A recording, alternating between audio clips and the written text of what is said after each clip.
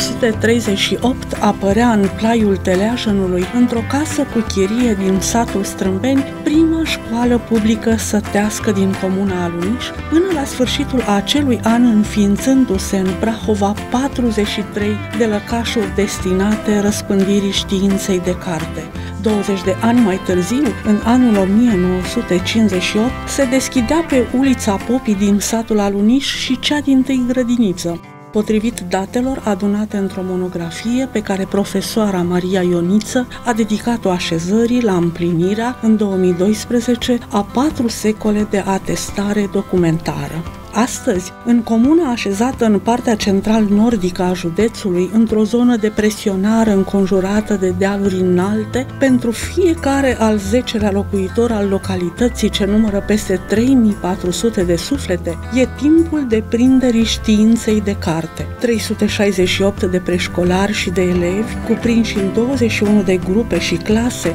intrând în fiecare zi pe porțile celor 2 grădinițe și 2 școli. Un pod peste timp, dar și peste destine, înrădăcinând lângă pomii înfloriți atât de frumos oriunde îți arunci privirea, în locurile ce duc prin timp numele pădurii de alun ce a existat cândva aici, și un falnic pom al cunoașterii, sădind, pentru statornicie, în sufletul și în mintea fiecărui învățăcel ceva din seva științei și a vocației celor 28 de cadre didactice calificate, aproape toate titularizate pe post și încredințate că, așa cum spunea un înțelept, tot ceea ce scrie un profesor pe tabla vieții nu poate fi niciodată șters.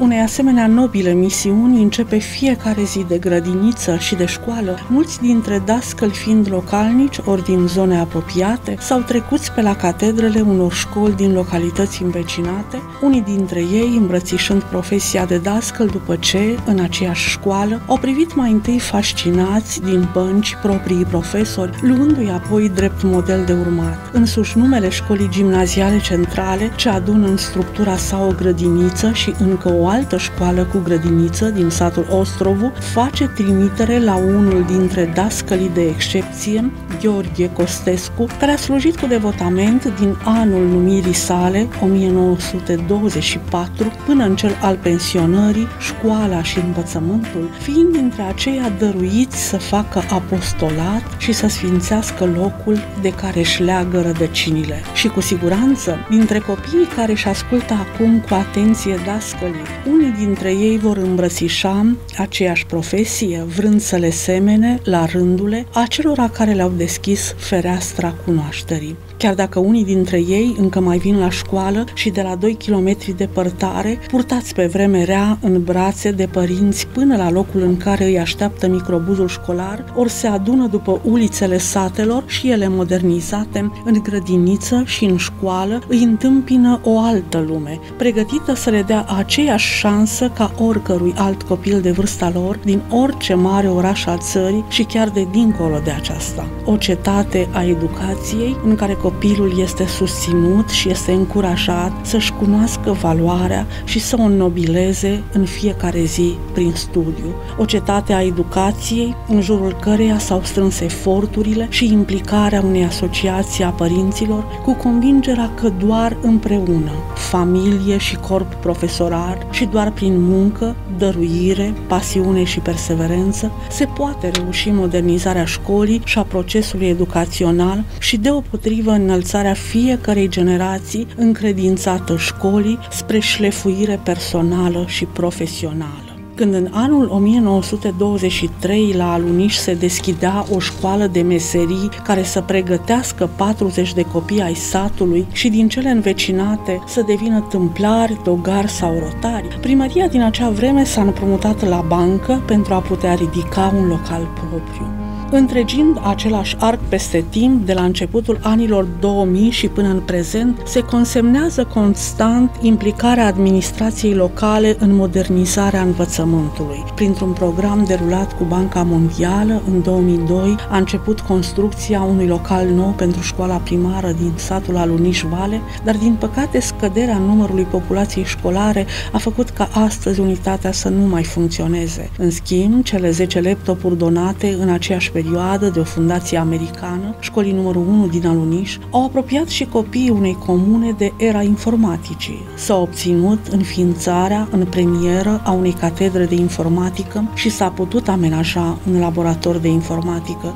Apoi, în următorii ani, toate unitățile școlare din comună au fost dotate cu echipament IT de ultimă generație. Astăzi, accesul la un calculator și prin intermediul lui la orice informație reprezintă o realitate pentru orice copil, așa cum în laboratorul de chimie al unei școli rurale a intrat în obișnuit derularea unor experimente pe care unii ar fi tentați poate să le considerem posibile doar în laboratoarele marilor licee sau ale centrelor universitare. Și la fel orele de matematică, de engleză sau de franceză, de limba română, de educație plastică, de religie și de sport. Nu întâmplător, 10 de premii obținute la competiții județene și naționale, la discipline de învățământ artistice sau sportive, întregesc performanțele școlare ale elevilor din Aluniș și ale dascălilor care îi pregătesc și le deschide astfel drumul profesional și de viață. Cartea devenirii Alunișului are înscrisă în firele sale și propria devenire a multor personalități care, plecate din Alunișul lor drag, au marcat și continuă să marcheze nu numai istoria locului, ci și pe aceea a țării căreia îi aparțin, devenind profesori, medici, preoți, ziariști sau artiști. Modele și îndemn pentru generația de astăzi, sub semnătura comună a dascălilor care îi pregătesc: Gheorghe Anghelache, Petronel Anton, Elena Belciug, Ioana Băceanu, Magdalena Bălan, Maria Dumitru, Georgeta Dumitru, Loredana Ene, Laura Ene, Cătălina Fălcescu, Gheorghe Guță, Cecilia Iuga, Ionelia Istrate, Mădălina Nedelcu, Miorica Mâglan, Georgiana Mâglan, Gheorghe Manole, Maria Moiceanu, Georgeta Pavel, Maria Popescu, Laura Ploscaru, Nicoleta Radu, Floarea Rotaru, Maria Savu, Monica Vlad, Georgeta Veselu, Suraj Veselu, Elena Vișan.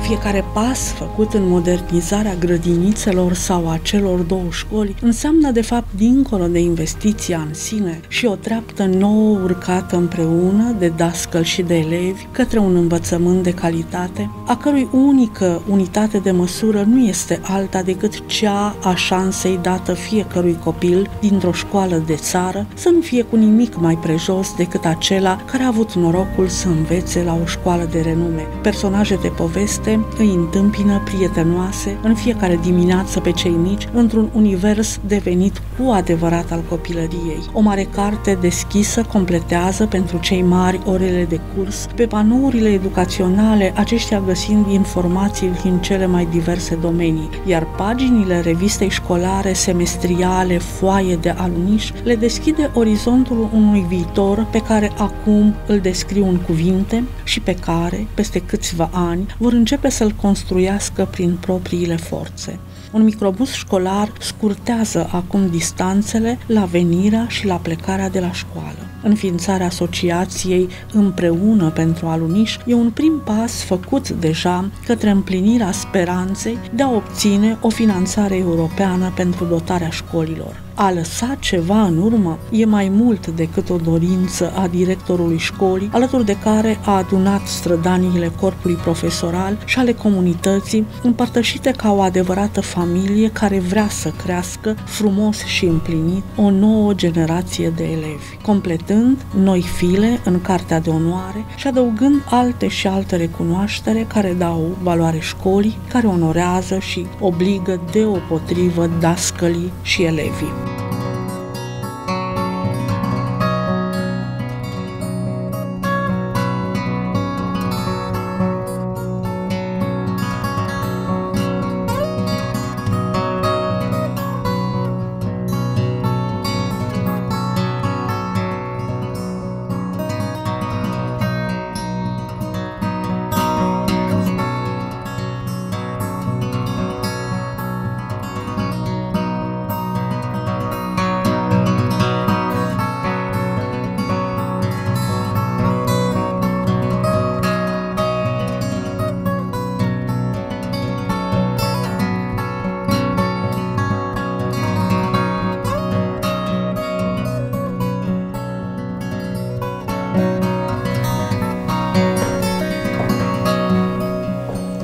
Am visat din copilărie să devin învățătoare și cu siguranță această dorință s-a născut din faptul că mi-am iubit propria învățătoare, am vrut să îi semăn și să fac ceea ce făcea ea cu atâta dăruire. Apoi m-au fascinat profesorii mei, pe care i-am admirat din tot sufletul. Iar când s-a adăugat și dragostea pentru copii, am înțeles că a fi dascăl reprezintă drumul profesional pe care vreau să-l urmez, dovadă astăzi că după atâția ani în care m-am aflat și continui să mă aflu la catedră, am toată convingerea că este mai mult decât o profesie cum nu-i alta sub soare. Este o misiune nobilă pe care am îmbrățișat-o sufletul și mintea.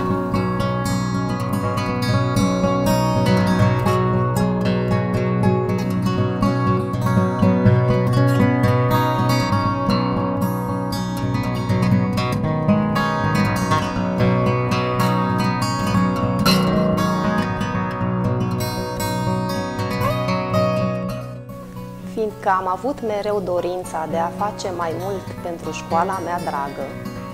mi-am asumat pe lângă îndatoririle de dascăl și pe acelea de manager al instituției.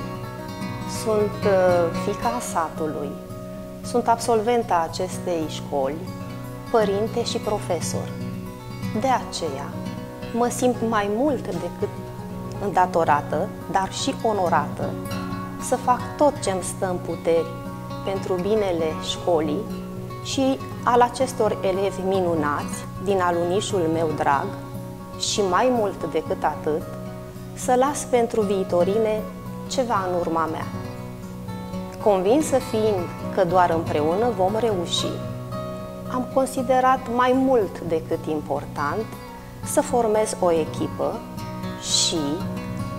am reușit să adun la oaltă experiența și rezultatele de excepție ale unora cu spiritul de inițiativă și deschiderea pentru înnoire ale celorlalți. Iar pentru această reușită comună vreau să mulțumesc întregului corp profesoral, părinților și autorităților locale pentru susținerea acordată. Cred de altfel că numai împreună am putut duce la bun sfârșit câteva proiecte importante, achiziționarea unui microbuz într-o perioadă de criză, modernizarea școlii, începând de la renovarea interioarelor și reabilitarea instalației electrice și până la actualitatea de conținut și estetică a panourilor educaționale ce întregesc rolul formativ al spațiilor de învățământ, înființarea unei asociații împreună pentru aluniși și cu acest prilej mulțumesc tuturor susținătorilor noștri și foarte recent s-au încheiat reabilitarea și pictarea grădiniței ce funcționează în cadrul școlii gimnaziale Gheorghe Costescu, transformată acum într-un adevărat loc al copilăriei.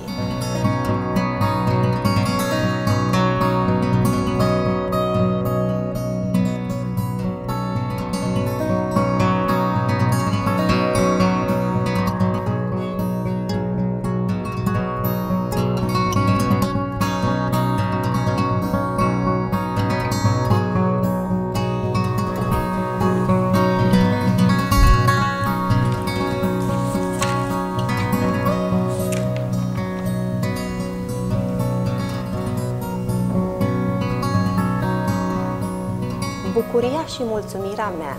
sunt cu atât mai mari cu cât performanțele școlare și creative ale elevilor, inclusiv la competițiile naționale și județene, confirmă strădania colegilor mei, cadre didactice, care și-au înțeles menirea de a deschide unor copii dintr-o așezare rurală șanse egale cu cele ale copiilor de la școlile orășenești și efortul nostru comun, alături de cei din comunitate, de a face ca această școală să fie puternică și luminoasă,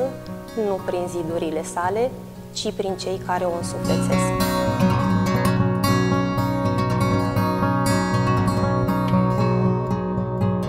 În 1968, un rapsod local, Dumitru Stanciu, aducea la aluniși din Italia, de la o competiție internațională, marele trofeu Cimpoiul de Aur. Elevii de astăzi poartă cu mândrie ii înflorate, învață pașii jocului popular pe care bunicii și părinții lor îi băteau la hora satului, ori deplin frumusețea și actualitatea dialogului intercultural care pune și mai mult în valoare tradiția și originalitatea.